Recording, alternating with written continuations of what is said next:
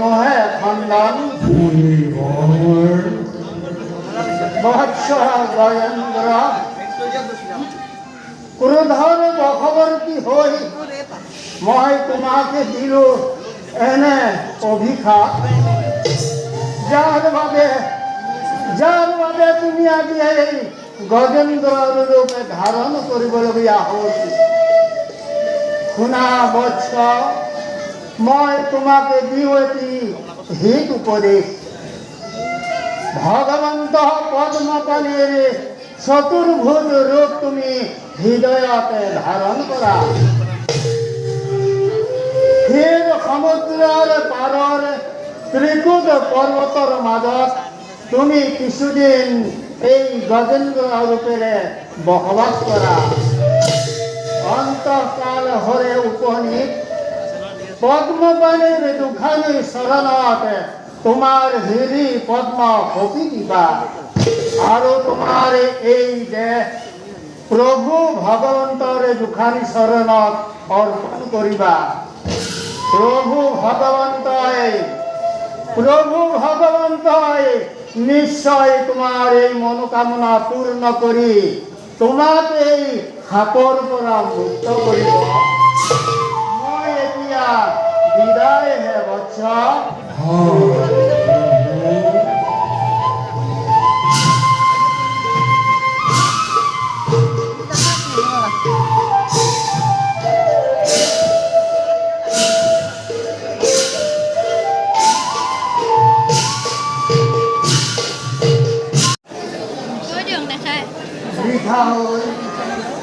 বৃথা হল জীবন অগস্তিৰ অশেষ চেষ্টা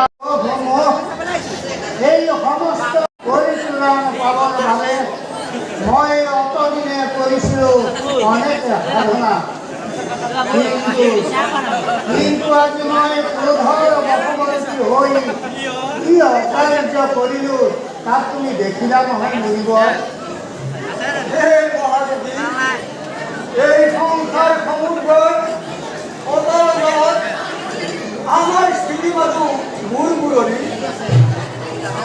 সমুদ্ৰেৰ তৰঙ্গত সাগৰলৈ পাই লৈ যাব কত দূৰলৈ তোমালোকে জানো তাৰ পাৰিবাৰ আমাৰ মহৰ্ষি মহাপ্ৰভু এনে ভয়াৱহ সমুদ্ৰলৈ পিছলৈ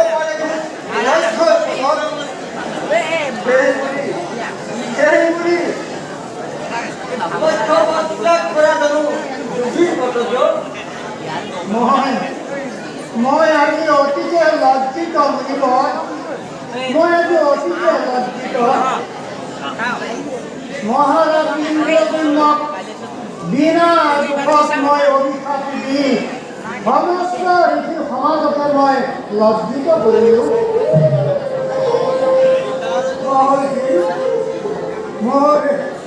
মোৰ এই জীৱনৰ যোগেদি ধিক্কাৰ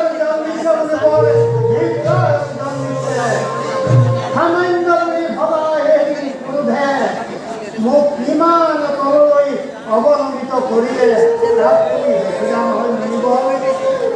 মোৰ তপ যপ আৰু আজীৱন সাধনাৰে সমস্ত ফল পদনত কৰি জয়পাত্ৰ কৰিলো মই এই মুনিৰ সুদীৰ্ঘ জীৱনৰে সাধনাৰ ফল। আৰু মই মোৰ এই মুনিৰ জীৱনত মই কলংকৰ কাটি আনিলোঁ। ধৈৰ্যৰ বাণিজ্য কৰিছে নহয় জীৱনত কলংক কৰি উলিয়াইবা কৰে কোনে কিয় ইন্দ্ৰৰ অষ্টমখন মোৰে যেন অভিশাপ লিখিব খবৰ ধৈৰ্যৰ হাতৰ ফলত নাই হোৱা যেন চন্দ্ৰৰ সমান।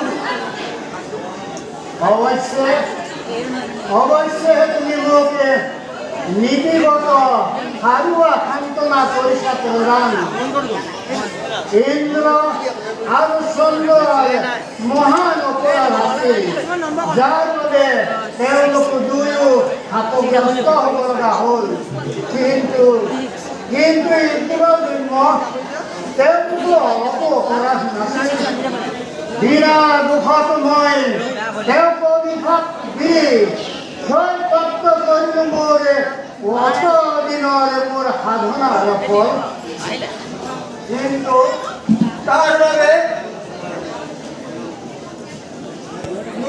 প্ৰয়োজন নতুন তপন সেয়েহে পুনৰাই আয়োজন কৰক তপস্যাৰ বাবে সেয়েহে যুৱক যাম মই গংগোত্ৰীৰ তীৰে